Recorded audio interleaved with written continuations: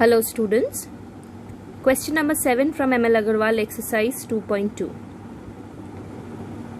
Find the difference between the simple interest and compound interest on rupees 2500 for 2 years at 4% per annum, CI being reckoned semi-annually. Now here semi-annually means half-yearly. So let us first find out what is given in the question. The principal as 2500, number of years as 2 years, rate percent as 4% per annum. Now the question demands that I have to find the difference between the simple interest and the compound interest. Now compound interest is semi-annually, not the simple interest. So first I find out by simple formula what is the simple interest, that is PTR by 100. I put the value 2500 into 2 into 4 divided by 100. I get the simple interest as 200.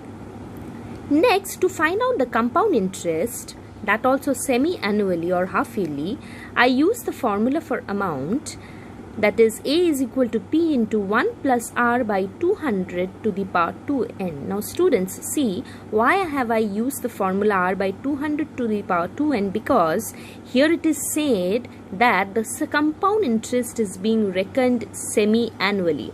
The question demands compound interest being reckoned semi-annually. So since it is semi-annually, that's why I have used the formula 1 plus R by 200 to the power 2n.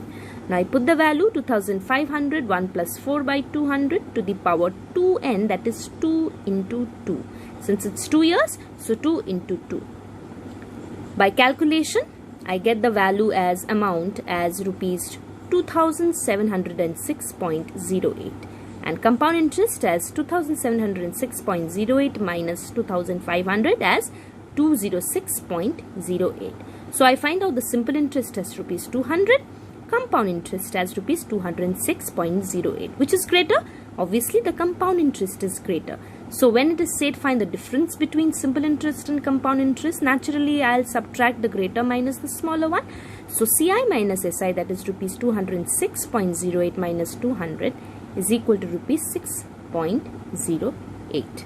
So this is my final answer. So here actually I divide the question into two parts, simple interest and then compound interest. Simple interest I use the simple formula PTR by 100, and for compound interest I use the formula the formula method, that is amount is equal to this, and then I calculate the compound interest, keeping in mind compound interest is being reckoned semi-annually. If you have any doubts in understanding the process, you can ask me any questions anytime. Thank you.